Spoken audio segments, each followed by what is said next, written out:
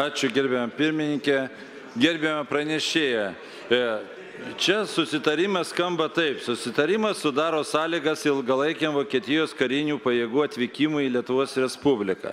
Mano nuomonė, čia trūksta priedo, kol nebus pašalinta egzistencinė grėsmė NATO valstybėms, nes mes jau turim blogą patirtį su svetimom kariuomenėm, todėl turi būti ir tas išvedimas ar poreikių, kai nėra ta kariuomenė pagal šį sutartį, tai ką čia amžinai galima bus, ar mes jau negalėsim, kaip sakant, nieko keisti, nes jeigu nėra egzistentinės grėsmės, tai ir ką mums reikalinga svetima kariuomenė.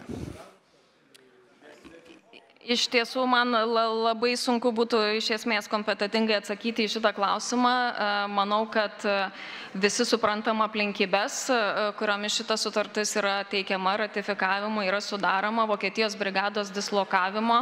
Ir vėlgi, turbūt, jeigu yra tokių dvejonių ir nuogastavimų, tai turėtų būti atskirų diskusijų politinių objektas.